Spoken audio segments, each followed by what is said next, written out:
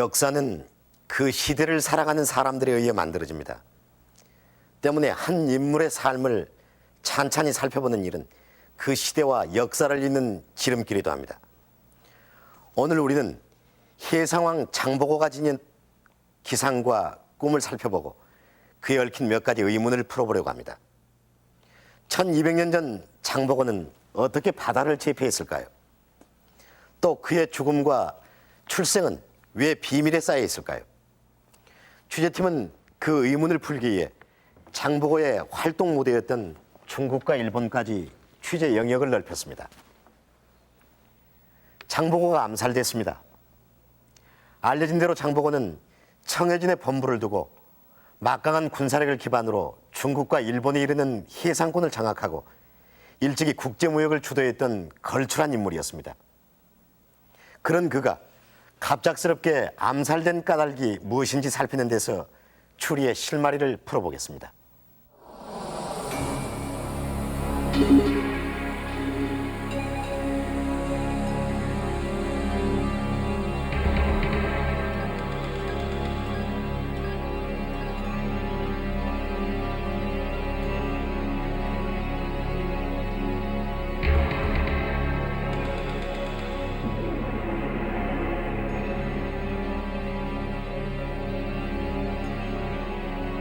염장이 거짓으로 나라를 배반한 양 청해진에 투항했다.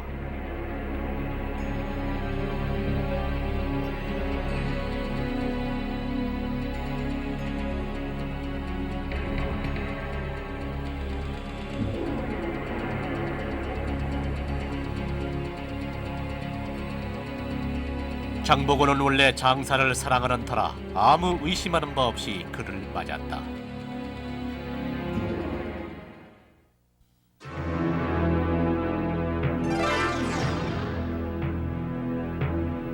장보고는 염장을 맞아 상객으로 삼고 함께 술을 먹으며 환락을 다하였다.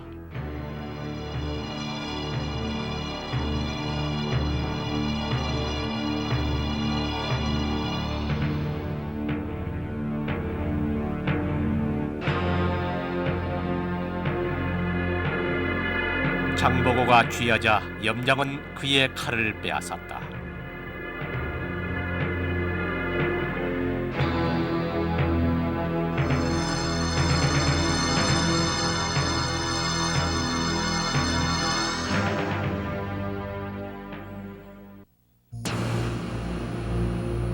염장이 장보고의 목을 베인 후 장보고의 무리를 불러놓고 서류하니 그들은 땅에 엎드려 감히 움직이지 못하였다.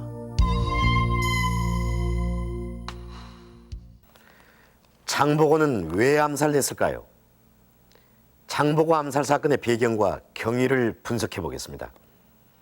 828년 청해진을 설치하고 국제무역을 통해 커다란 세력을 형성한 장보고는 자이든 타이든 왕이 쟁탈전에 말려듭니다. 바로 835년 흥덕왕이 후손 없이 죽자 그의 동생인 김균정과 조카 재룡 사이에 치열한 왕위 다툼이 벌어집니다. 결국 삼촌 균정을 살해하고 재룡이 희광왕으로 즉위합니다. 이때 균정의 아들인 우징은 위협을 느껴 청해진으로 피신합니다. 여기서 장보고와 김우징의 인연이 시작됩니다. 838년 김명이 반란을 일으켜 희광왕이 죽고 민희왕으로 즉위합니다. 이렇게 왕권을 둘러싼 쟁탈전이 거세지자 청해진에 피신해 있던 김우징도 왕권을 되찾을 기회를 엿봅니다. 김우징은 장보고에게 일종의 혼인동맹을 제안합니다. 장보고와 김우징의 약속은 어떤 것이었을까요? 바로 장보고의 딸을 두고 한 약속이었습니다. 김우징은 장보고에게 자신이 왕권을 되찾을 수 있도록 도와줄 것을 요청하면서 일이 성공하면 자신의 아들과 장보고의 딸을 혼인시키겠다는 조건을 제시합니다. 장보고는 이 제안을 받아들입니다. 장보고는 자신의 친구였던 정련에게 군사 5천을 내줘 김우징을 돕습니다. 그리고 소원대로 김우징은 신무왕으로 즉위하고 결국 장보고는 결정적인 공을 세우게 된 겁니다. 그러나 5달 만에 신무왕은 병사하고 아들 문성왕이 뒤를 잇습니다. 문성왕은 아버지 대신 장보고와의 약속을 지키려 합니다. 그러나 진골 귀족들의 반대에 부딪히게 되고 장보고의 딸을 둘째 왕비로 맡겠다던 약속은 깨지게 됩니다. 출신이 천하다는 이유였습니다. 그러나 일은 여기서 끝나지 않았습니다. 장보고는 왕을 옹립할 만큼 강력한 군사력과 경제력을 갖춘 실세였습니다. 그런 장보고가 딸 문제로 신라 조정에 유감을 갖게 되자 신라 조정으로서는 불편할 수밖에 없었습니다. 전전긍긍하던 신라 조정은 마침내 장보고를 없애버리기로 모의합니다. 장보고의 옛 부하였던 염장을 시켜 거짓으로 항복을 하게 한 다음 암살했던 겁니다. 장보고는 이렇게 권력의 암투 속에서 살해됐습니다. 그리고는 반란을 꾀했다는 거짓 혐의를 쓰고 역사 속으로 사라져야 했습니다.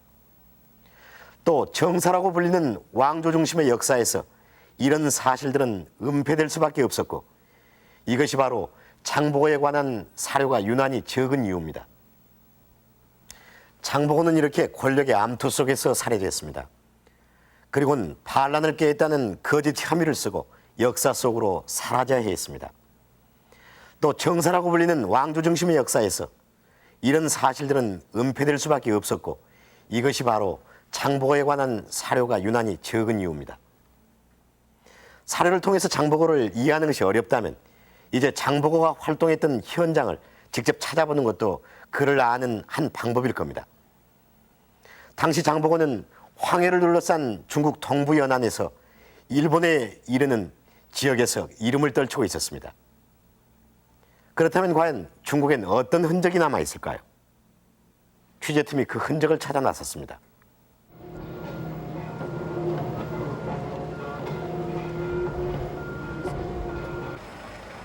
전라남도 완도에선 지난 5월 초부터 6월 16일까지 일정으로 장보고를 기념하는 축제가 열리고 있습니다. 이 행사의 일환으로 1200년 전 해상왕 장보고가 오갔던 항로를 돌아보는 해양 탐사가 있었습니다.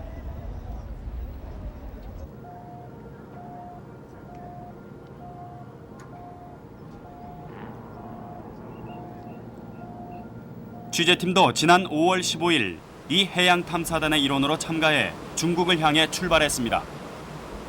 완도를 출발한 장보고 무역항로 탐사선은 황해를 가로질러 항해를 시작했습니다. 그 옛날 장보고와 신라인 무역선단이 오가던 바로 그 항로였습니다.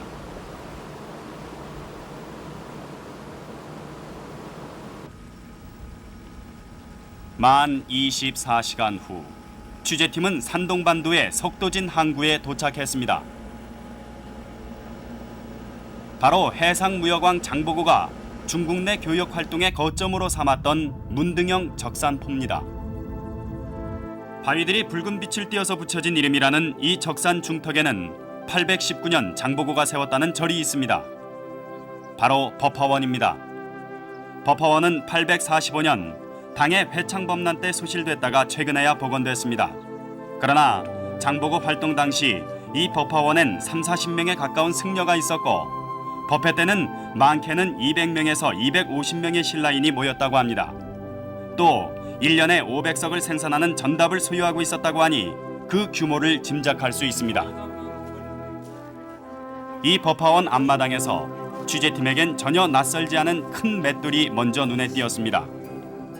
중국에선 볼 수 없는 우리 고유의 빗살무늬 연자방아로 당시 신라인들의 죄치를 느낄 수 있습니다. 또 이 절에선 바다에서의 무사 안녕을 보살펴주는 관음상을 모시고 있어서 당시 해상 활동이 활발했던 신라인들의 기원을 엿볼 수 있습니다. 법화원은 집단적인 신앙생활을 통해 신라인들을 결집시키는 공동체였고 그 정신적 구심체로 장보고가 있었던 것입니다. 그런 장보고에 관한 기록은 우리보단 중국에서 쉽게 접할 수 있었습니다. 중국의 대시인 두목의 문집입니다. 두목은 장보고와 동시대를 살았던 인물로 그의 기록은 신빙성이 높다고 할 수 있습니다.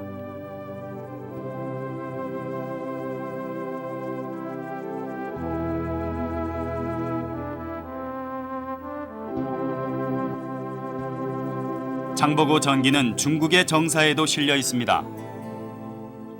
두목이 쓴 장보고 전기를 그대로 옮겨 싣고 있지만 편자는 누가 동쪽에 인물이 없다고 하냐며 평을 덧붙이고 있습니다.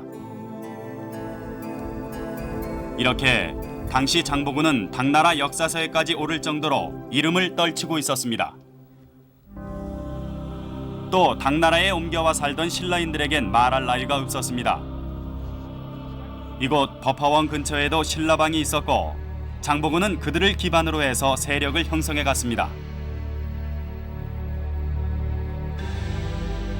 최근 우리의 장보고 연구는 일대 전환기를 맞고 있습니다. 그동안엔 문헌을 통한 기록 탐구의 범주에서 벗어나지 못했지만 중국과 수교가 되면서 현지 답사 등을 통해 새로운 사실들이 밝혀지고 있기 때문입니다.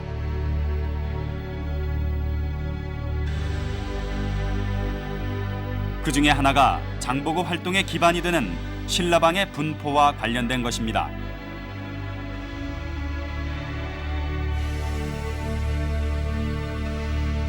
지금까지 알려져 있던 것보다 훨씬 많은 그 밖의 지역에도 신라인 사회가 있었음이 밝혀졌습니다.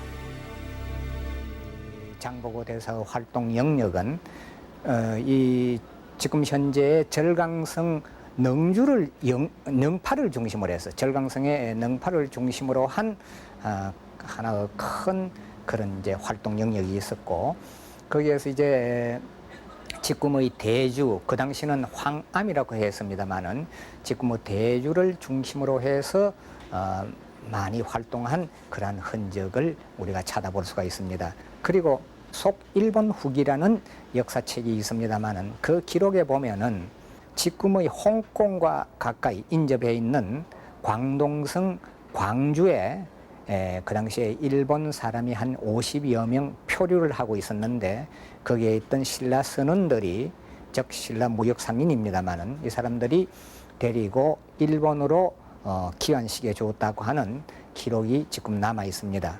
이렇게 보면은 장보고 대사 시대에 혹은 조금 뒤에까지 장보고 선단들이 활동한 범위라고 하는 것은 역시 남쪽으로는 지금의 홍콩 옆인 인근 그 광주로부터 북쪽은 역시 산동반도 일대까지 이르고 있다고 하는 그런 우리가 이제 결론을 얻을 수가 있겠습니다.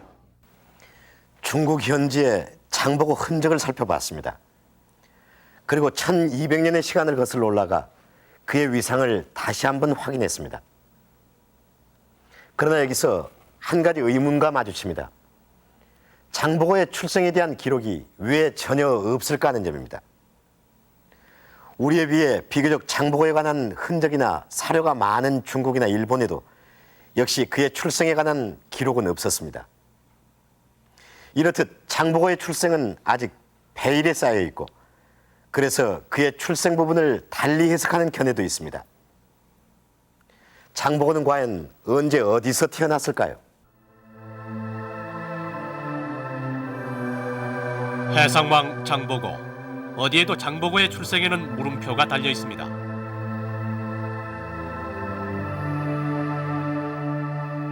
장보고에 관한 우리의 몇 안 되는 기록 중에 하나인 삼국사기에도 그 태어난 고향과 아버지와 할아버지를 알 수 없다고 기록되어 있습니다. 몇 가지 흥미로운 사실도 있습니다. 장보고는 궁복 또는 궁파, 곧 활 잘 쏘는 아이란 뜻으로 불렸고 해도인, 즉 섬사람으로 미천한 신분이었다는 내용입니다. 그것뿐입니다. 삼국사기조차도 대부분 중국이나 일본의 기록을 인용하고 있는 형편입니다. 최근 전문가들은 관련 자료들을 종합해서 장보고가 출생한 때를 790년경으로 추정하고 있을 뿐입니다. 과연 장보고는 언제 어디서 어떻게 태어났을까?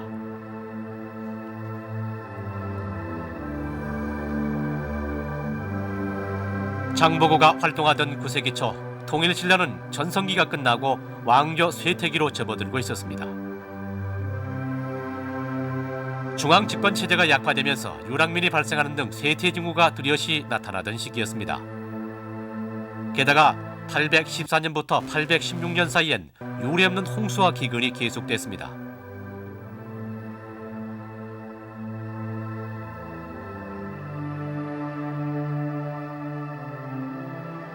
더구나 골품제가 지배하는 철저한 계급사회로 당시 신라 사회에선 당나라로 건너가는 불법 이민 행렬이 적지 않았다고 합니다.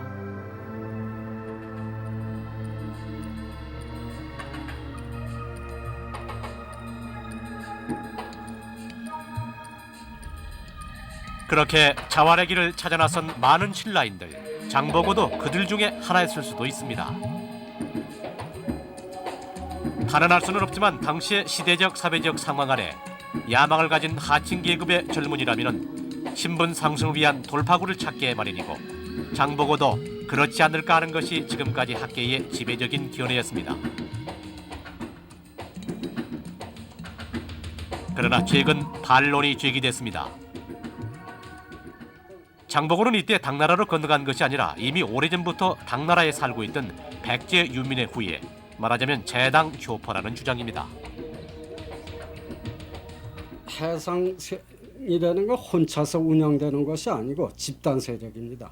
해상 세력이라는 것도 하루아침에 1세대 이룩되는 것이 아니라 수백 년간의 전통이 있었을 적에 비로소 형성되는 세력이라고 생각합니다. 산동반도로부터 지금 홍콩 남쪽 광주까지 해안 중국 동해안 전역에 이 신라인들이 살면서 무역에 종사했었습니다. 그리고 일본 기록을 보면 장보고의 활동 기간은 13년간에 불과하지만 그 100년 전, 그리고 장보고가 죽은 후 100년 후, 그건 200년 동안에 이 신라인들이 무역을 했었습니다. 그들을 대당 신라인이라고 그랬습니다.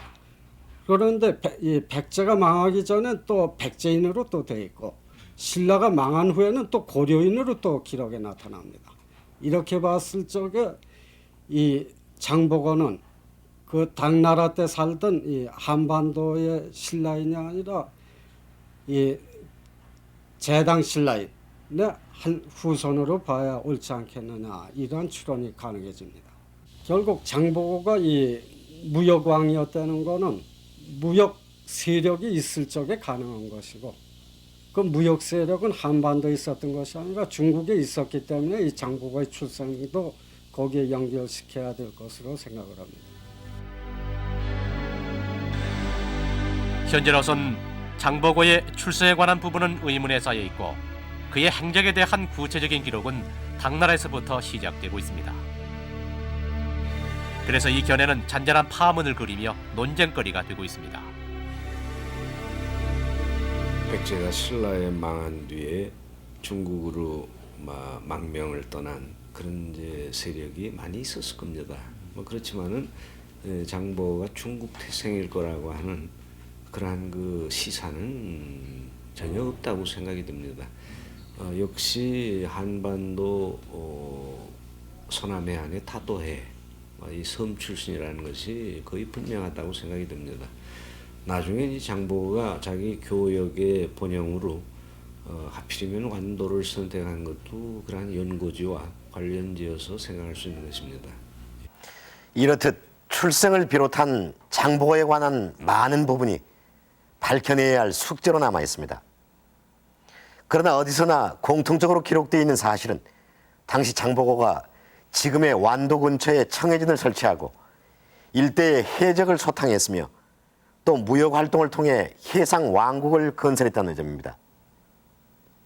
그런데 최근 청해진의 위치에 대해 의문이 제기되고 있습니다. 청해진이 있었다는 전라남도 완도군의 한 섬, 지금도 장군섬이라고 불리는 장도를 정용실 아나운서가 찾아가 봤습니다.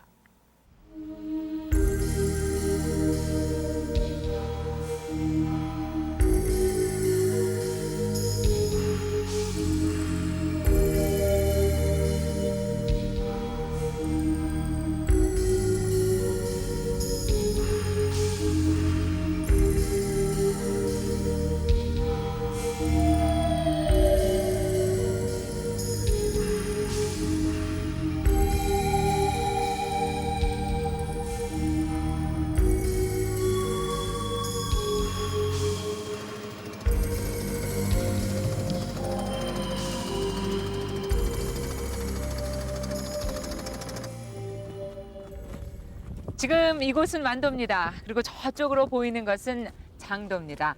이 장도는 완도에 딸린 200여 개의 섬 가운데 하나로 서기 828년 음력 4월에 장보고가 청해진을 설치했다고 하는 것입니다. 이곳에서부터 바로 저쪽 장도까지는 불과 180여 미터.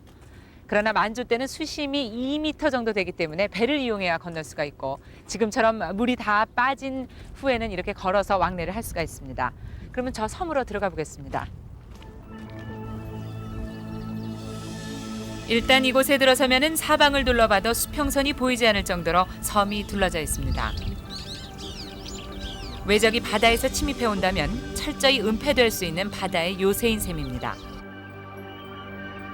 이곳 장도 바로 앞에 있는 고금도에 군진을 쳤던 충무공 이순신도 이 지역을 호남 제1의 요충이라고 지적했다고 합니다.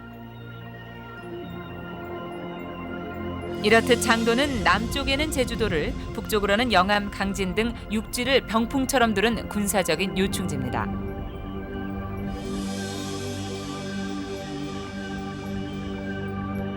이 맷돌을 기억하십니까? 앞서 보셨듯이 중국 적산 버파원 앞마당에 있던 맷돌과 똑같은 모양입니다. 바로 이곳 장도에서 발견이 된 것입니다. 좀 가까이서 살펴보도록 하지요. 빗살 무늬의 문양이 참 독특한데요. 이것은 중국에서는 볼 수가 없는 우리나라의 독특한 문양입니다. 바로 이 맷돌이 있는 이곳이 장보고의 사당입니다. 이 사당을 비롯해서 장도섬 전체가 장보고의 유적지로 지정이 돼서 사적제 308호로 보호되고 있습니다. 또 한편으로는 지난 91년부터 유적 발굴 조사를 해왔고 이날 문화재관리국은 그 결과를 발표했습니다. 무엇보다 눈길을 끈 것은 인위적으로 구덩이를 파고 묻은 듯한 유물들이었습니다. 입술이다 그냥 입술.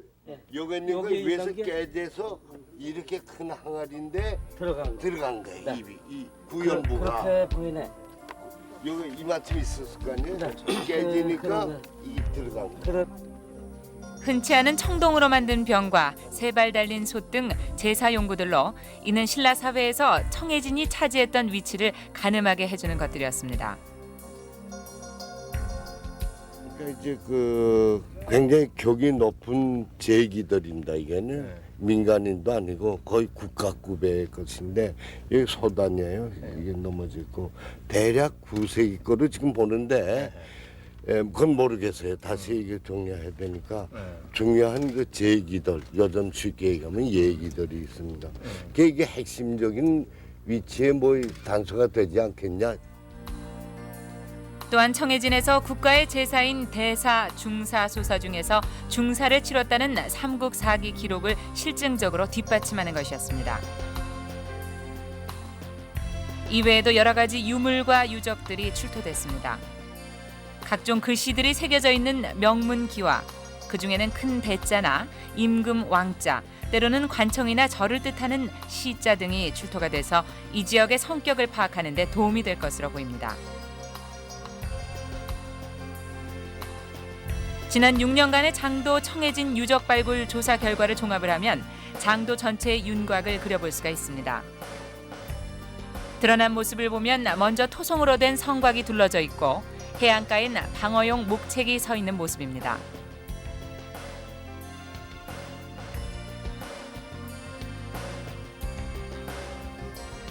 장도에서 발굴된 성곽은 흙으로 쌓은 토성입니다. 그 서북쪽으로 난 한 단면을 보면 마치 켜켜로 쌓은 시루떡을 보는 듯한 모습입니다. 흙과 돌을 다져 쌓는 판축 기법으로 우리나라의 독특한 축성 방법입니다. 1200년이 지난 오늘까지 단단한 모양을 유지하고 있습니다. 이 성은 그 주변에서 구할 수 있는 그 흙이라든가 그런 돌을 가지고선 저희가 이제 발을 딛고 있는 이 아랫부분에서부터 흙을 한 겹씩 10cm 내지 20cm의 간격으로 차곡차곡 다져 쌓아서 올린 것입니다. 그래서 지금 현재 남아있는 높이로는 2.4m 정도가 되고요. 층수로는 18개 층이 지금 남아 있습니다. 장도 정상에선 커다란 건물터가 발견됐습니다. 꽤 굵은 기둥을 세웠던 흔적이 뚜렷합니다.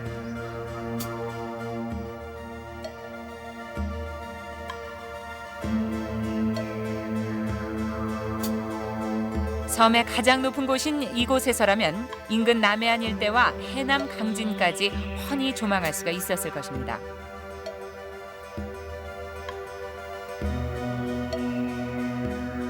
장도 서남쪽 해변에는 300여 미터에 걸쳐서 직경 30-40cm의 원목이 촘촘히 박혀 있습니다.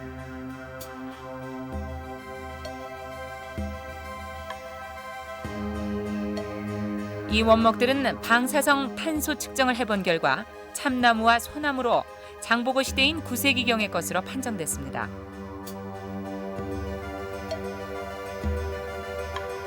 장도 주변을 따라 놓아져서 당시 섬을 방어하는 기능을 했으리라 추정됩니다. 서기 851년 청해진이 없어진 후에 정확히 1145년이 흘렀습니다. 그 천년의 세월 때문인지 91년 이후 만 5년의 발굴 조사에도 불구하고 이 청해진 복원에 필요한 유구가 완벽하게 드러나지 않고 있습니다. 그런데 장도에 대한 한 가지 의문이 더 있습니다. 1만여 군사가 머무는 진이 바로 이곳에 있었다면은 기본적으로 생활에 필요한 식수원, 즉 우물이 있었을 텐데 그 우물터가 아직 발견되지 않고 있다는 것입니다. 우물도 없는 장도에 정말 청해진이 있었을까요? 식수 확보가 어렵다는 점과 함께 장도 청해진설을 의심케 하는 또 한 가지 이유가 있습니다. 당시 청해진은 군사 10,000명이 있었습니다. 그러나 장도의 면적은 불과 38,000평, 10,000명이 살기에는 너무 비좁습니다. 그래서 연구자들은 장도는 청해진의 전진 기지 역할만 있을 뿐이고 청해진의 본영은 따로 있었을 것이라고 주장합니다. 그렇다면 청해진의 본영은 과연 어디에 있었을까요? 과연 청해진의 본영은 어디에 있었을까요? 이곳 장도가 군사적인 전초기지의 역할이었다면 본영은 좀 더 넓고 안전한 곳이었을 것이고 또 그렇다면 바로 완도 쪽이었을 가능성이 높을 것입니다. 이 장도 정상에 올라서면 완도 쪽이 한눈에 내려다 보입니다. 맨 왼쪽으로 보이는 것이 죽청리이고 그리고 가운데로 보이는 것이 장좌리 그리고 맨 오른쪽에 보이는 것이 바로 대야리입니다. 실제로 이곳에서는 이 장보고 관련 유적으로 추정이 되는 것이 많이 있습니다. 각 지역을 하나하나 살펴보면서 청해진 본영이 어디인지 가늠해 보겠습니다.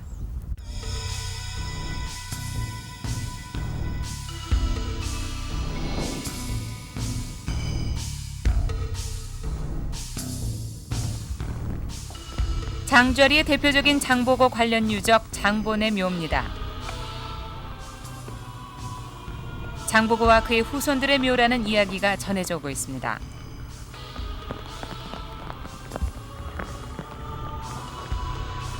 이 우물은 장도에서 300여 미터 떨어진 장좌리 해변에 위치하는 일만정입니다.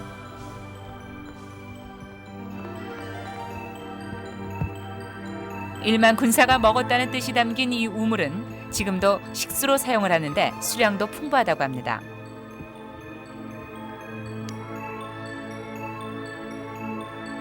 앞서 장본의 묘나 일만정 모두 장도가 바라다 보이는 곳에 위치해 있습니다.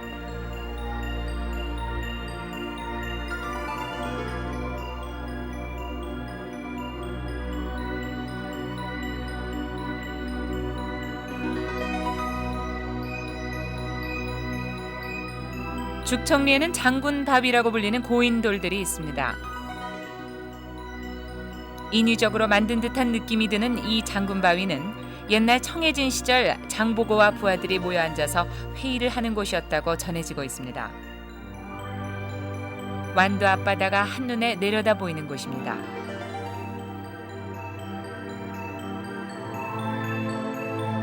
죽청리의 한들, 3만 평 규모의 이곳은 완도에서 가장 넓은 평야입니다. 일만의 군사가 먹을 만한 식량을 충당할 수 있는 논밭은 이곳밖에 없고 그렇기 때문에 이곳엔 청해진 본영이 있었으리라 유추해 볼 수 있습니다.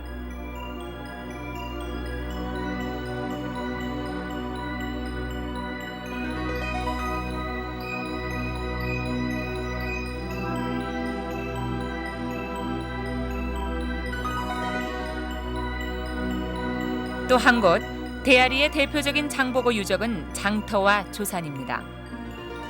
인공산이란 의미로도 해석이 되는 조산 그 너머 장터엔 시장이 섰던 적이 없고 그래서 혹시 장보고의 성씨를 따서 만든 지명이 아닐까 하는 견해도 있습니다. 바로 그 조산이라고 하는 지명은 어디서든지 만들었다 하는 뜻입니다. 그런데 거기 만들었다고 하는 이 토성 흔적이 있습니다. 그래서 마치 그것이 바다로부터 운이 가기 좋게 만들어져 있고, 두 번째는 바로 장보라고 하는 초소를 내려다볼 수 있는 아주 중요한 목입니다. 그래서 어떤 터를 찾을 때는 단순한 기록 중심이 아니라 지형 지물을 현장에서 확인해야 된다. 저는 그런 소신 때문이죠.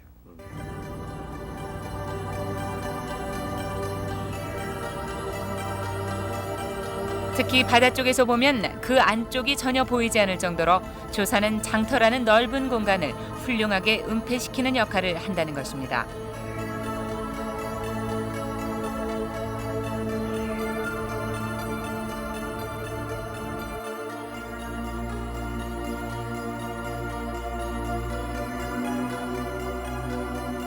조선시대 비문에서 청해진이라는 명칭은 조선시대까지 사용했다는 것은 알 수가 있었습니다.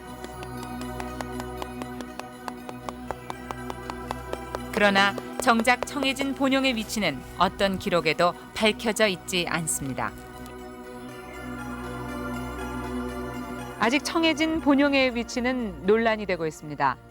그러나 200여 개의 섬으로 이루어진 이 완도 일대가 군사적인 요충지였고 죽청리, 장좌리, 대아리 일대가 바로 장보고의 근거지였다는 데는 논란의 여지가 없습니다. 그리고 1만여 군사가 있었다면은 이 완도 전역이 장보고와 청해진의 군진이었다 해도 무리가 없을 것입니다. 청해진, 바로 장보고가 이룩했던 그 해상왕국은 어쩌면 지금 우리가 생각하는 것보다 훨씬 더 큰 규모였는지도 모릅니다. 이렇게 군사적 요충지인 한반도 남해안 일대에 자리했던 청해진. 장보고는 이 청해진을 기반으로 일대를 평정하고 해상의 질서를 장악했습니다. 뿐만 아니라 청해진은 또 다른 성격을 가진 중요한 거점이었습니다. 청해진은 당나라 그리고 일본을 잇는 해상무역 활동의 중간 교두보로 장보고 해상활동의 본거지였던 겁니다. 그렇다면 장보고는 무엇을 어떻게 팔았을까요? 장보고의 활동이 한창이었던 840년, 한 일본인 승려가 장보고에게 보낸 편지로부터 이 의문을 풀어보겠습니다.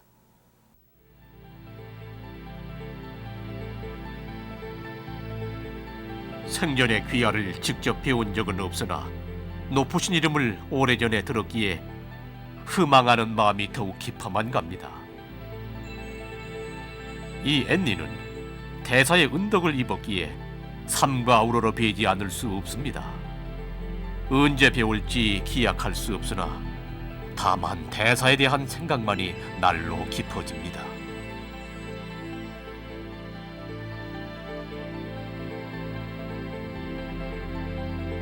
장보고에게 이렇게 최대한의 겸손과 예의로 편지를 보낸 사람은 일본승 앤닌으로 후에 일본 천태종의 3대 좌지에 오른 사람입니다.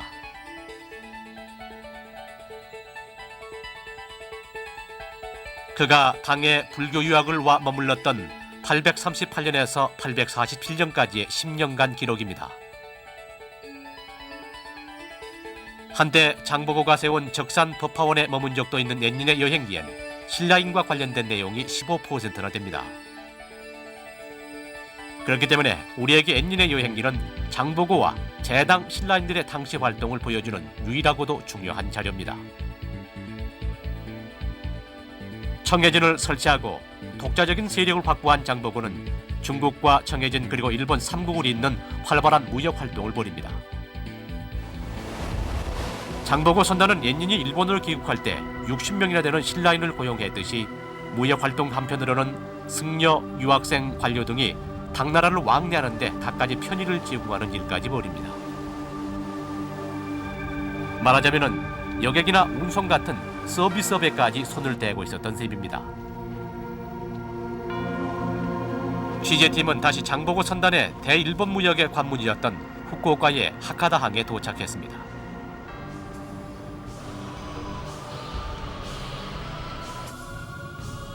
후쿠오카시에 있는 홍로가는 당시 무역 사절들을 영접하는 곳으로 요즘의 영빈관이었습니다. 즉 선진 문명이 제일 먼저 들어오는 것이었습니다. 당나라와 통일신라의 교역품들이 장보고 선단에 의해서 학가당에 도착되면 이 교역품들은 이곳 홍로관으로 들여와서 선보였다고 합니다.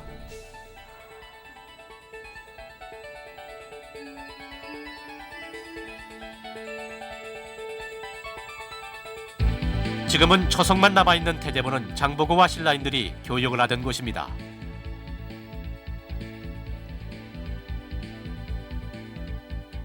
그런 사실은 일본의 역사서인 속일본 후기에도 기록돼 있습니다.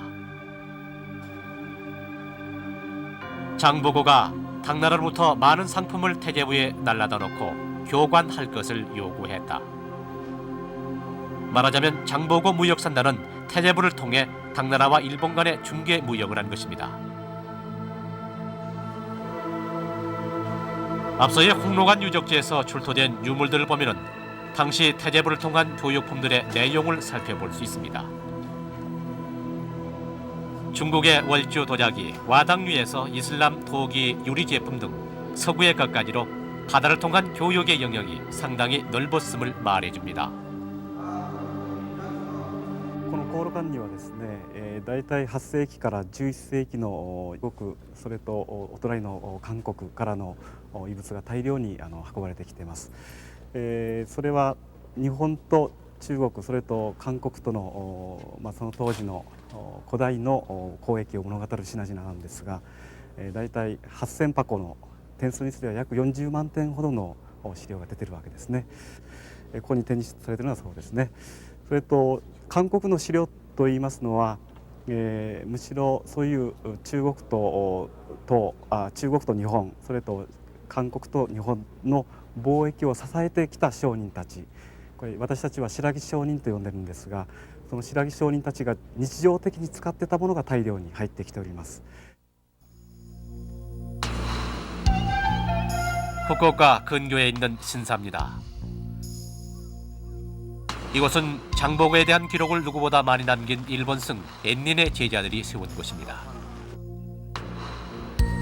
엔닌은 제자들에게 신라 선신당을 만들도록 했습니다.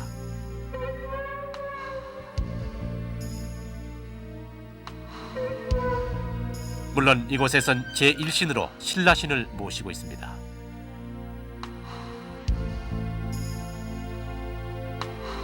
지금도 불교 구법 활동이나 항해에 신라신을 받들어 모시고 있는 것입니다.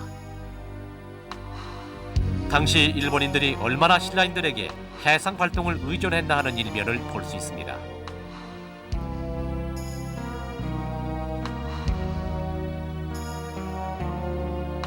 또 한편으론 당시 해상 활동을 독점하고 있던 신라인들의 기술과 능력을 미루어 짐작할 수 있습니다. 当时新罗水手的水平是很高的，这个很高的有个基础，就是他们在海上航行的这个次数相当频繁的，他不断的航行到中国唐朝，不断的航行到日本去，因此他的这条航线就是新罗到唐朝的航线，新罗到日本的航线，他是很熟悉的。比如在日本的书里面就记到一个日本雇佣新罗水手，他看海水的颜色的变化，可以知道已经过了什么地方，要到什么地方去了。这不能不是一种高水平的表现。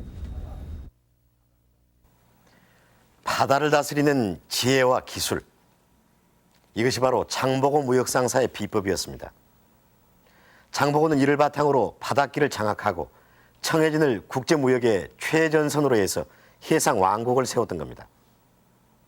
그러나 장보고는 이런 큰 세력을 이루는 대신 자신의 죽음을 앞당기게 됩니다. 완도에는 장보고의 묘라고 전해지는 특이한 형태의 무덤이 있습니다. 바로 목이 잘려 죽은 장보고의 시신이 묻힌 곳이라 해서 묘에도 목이 없다는 전설이 함께 전해지고 있습니다. 장보고가 신라 조정에 의해 암살된 후 851년 장보고의 해상왕국 청해진은 파진되고 청해진 사람들은 지금의 김제로 강제 이주됐다고 합니다. 이렇게 장보고의 꿈은 꽃을 피지 못한 채 깨지고 말았습니다. 신라사를 전공한 동국대 이기동 교수께 정리 부탁드리겠습니다. 신라 조정이 장보고를 암살했던 이유를 무엇이라고 보십니까? 예, 아시다시피 장보고는 군인으로서 또 해상무역업자로서 거의 그 기적에 가까운 그런 놀라운 성공을 거뒀습니다. 그래서 이 장보고가 갖고 있는 경제력, 군사력 이것은 신라 왕을 능가하는 이제 그러한 그 형편이었습니다. 이런 데서 그 군신 관계의 어떤 그 균형 이것이 깨졌다고 할까요? 그렇게 생각할 수가 있고 신라 조정에서는 장보고를 매우 두려운 그러한 세력으로 생각했던 것 같습니다. 실은 장보고는 신라 왕권의 안정화에 엄청난 기여를 했습니다만 그 당시 신라 조정은 장보고를 용납할 만한 그러한 그 정치적 아량이 없었고 또 여러 가지 그 자료를 가지고 볼 때 그 지배층들의 어떤 그 병리 현상이라고 할까 그런 것이 있었던 것입니다. 그런 점에서 보면은 장보고는 그러니까 좀 더 좋은 시대에 살았다면은 그렇게 제거된다거나 그런 일은 없었겠죠. 장보고의 죽음이 우리 역사에서 지니는 의미는 무엇이라고 보십니까? 예, 그건 매우 중요한 질문인데요. 이 장보고의 몰락으로 한참 일어나던 그 신라 사람들의 해외 발전, 모험심 이것이 사그라든 게 사실입니다. 그래서 그 후에 고려 시대, 조선 시대 1000년을 거치면서 이 장보고의 위대한 유산 이것이 그만 가라앉게 된 것이죠. 그래서 결국 이것은 한국사의 아주 큰 불행인데요. 이 장보고는 그 농업 일변도의 가난한 사회에서 부를 창조할 수 있는 것은 이 해상 진출, 대외 교역이라고 하는 것을 일찍부터 깨달은 선각자입니다. 그러한 그 위대한 전통이 한국사에서 사그라든 것은 아주 우리가 크게 반성할 만한 그러한 대목이라고 생각이 듭니다. 네, 말씀 감사합니다. 오늘 우리는 여러 기록과 발자취를 통해 1200년 전에 바다를 개척한 장보고의 기상과 꿈을 들춰보았습니다. 그러나 너무 오랫동안 역사에 묻혀 있었던 만큼 새롭게 밝혀내야 할 사실이 적지 않다는 것도 알았습니다. 해상왕 장보고의 꿈, 바로 오늘을 사는 우리들이 이뤄내야 할 꿈이 아닐까요? 역사출이 여기서 마칩니다.